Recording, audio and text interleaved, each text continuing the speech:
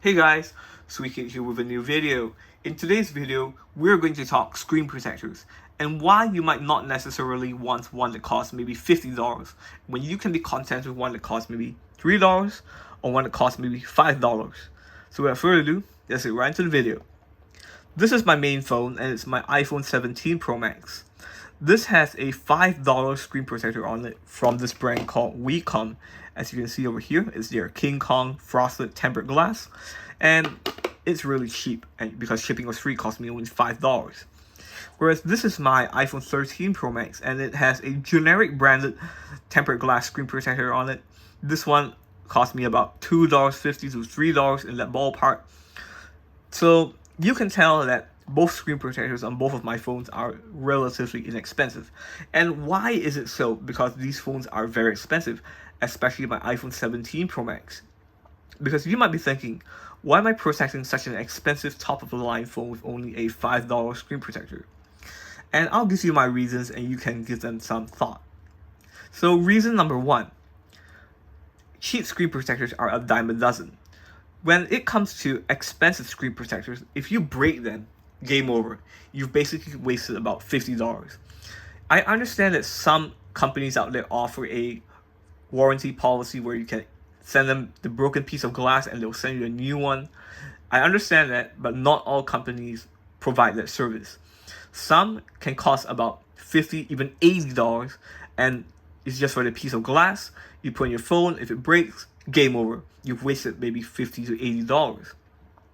Whereas if you break one that costs maybe $3 or $5, it's not that much of a deal to your wallet. So that's why I use them, because in the event they get broken, worn down, scratched, whatever, I can easily just change them and it's not going to be hard on my wallet. It's just going to cost me a few dollars. Yes, installation can be a bit annoying, which I'll get into later, but when it comes to the price, you cannot beat it. And this brings me to point number two. Cheap screen protectors allow you to try all sorts of different finishes. And what I mean by that is, if you look at my iPhone 17 Pro Max over here, this one has a matte screen protector. And if you go to your typical expensive case company and look at the screen protectors they sell, more often than not, most of them only sell one type. And that one type is a typical clear one, which you can get basically anywhere. Sometimes they offer a privacy version, but that's about it. Versus if you go cheap, there are a lot of different types of screen protectors for this price range. You can get clear ones, matte ones, privacy ones, anti-blue light, anti-green light, a combination of both because some are privacy and mattes. So as a result, the choices are basically wide open when it comes to cheap ones. So as a result, that's why I go for cheap ones. I can easily test out different ones that I like, and if I don't like it, it's basically not much of a concern in my wallet, because at most it's going to cost me $2, $3, at most $5.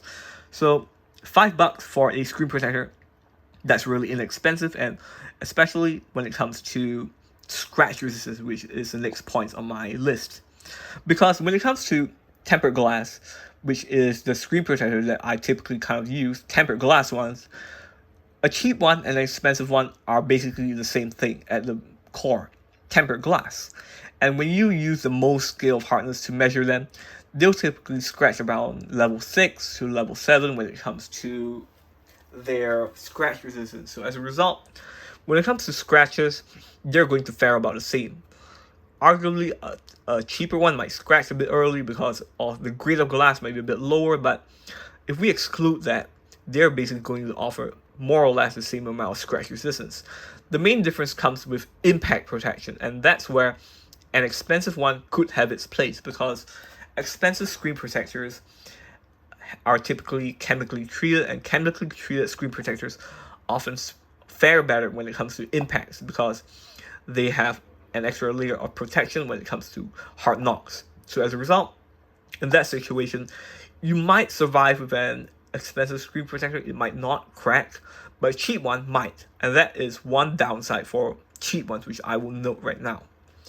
And the final point I want to just bring up when it comes to pros, when it comes to cheap ones, is that when it comes to expensive screen protectors, oftentimes you are just paying for the branding. And this might sound a bit harsh, but it's true. When you go to an expensive case company and you buy a screen protector from them, chances are you are just paying for the fact it comes from that brand.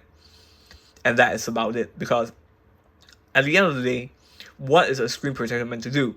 Protect your screen from scratches and cracks. And a cheap one is just going to do their job almost as well as an expensive one, minus the fact it has a bit less impact protection. So if you minus off the impact protection and look at the price, it makes no sense to get an expensive one.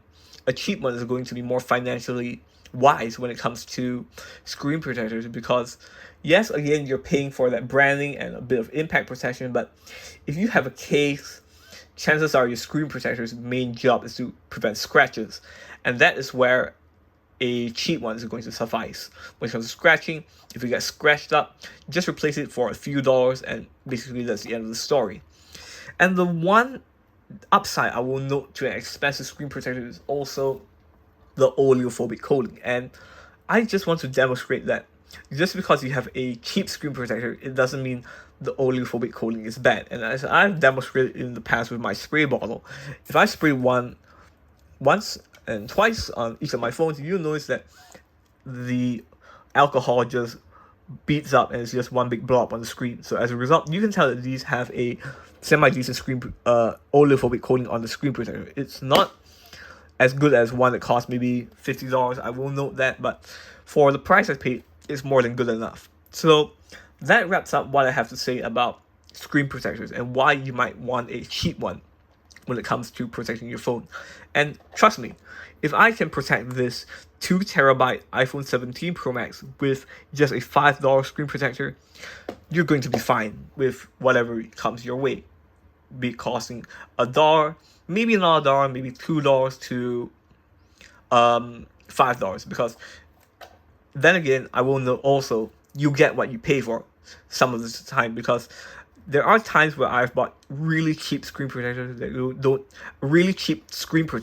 don't even cost $1, and they can basically break from light pressure on the edges. So that's not what you want.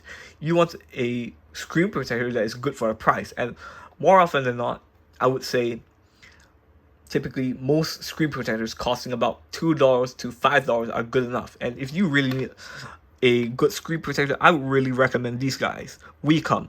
They make these tempered glass film for, I believe, the iPhone 11 series and later, which could also apply to the XS, because 10s and the 11 are basically the same series.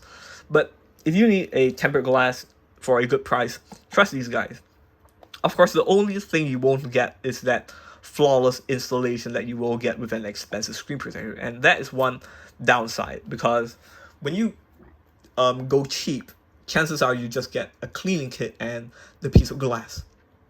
And while it might be a bit annoying to have to remove all the dust and align the screen protector perfectly, you get a lot of attempts with a cheap one versus an expensive one. And I will note, I have used those with alignment kits before, and they didn't come out flawlessly all the time. Sometimes they were a little bit crooked, or there was a tiny piece of dust underneath which I couldn't get out. So that wraps up my video when it comes to screen protectors and why you might not need an expensive one. Again, if I can trust my expensive phone to a $5 screen protector, so can you. And if this video has been helpful, do consider leaving a like, subscribing, or a comment, because these things really help me out. With that said, let me just end it on a note that I'm not sponsored by this company. I just want to bring your attention to legitimately good products, because all around this product is really good aside from the installation. So with that said, thank you so much for watching. Take very good care of yourselves, and I will see you in my next video.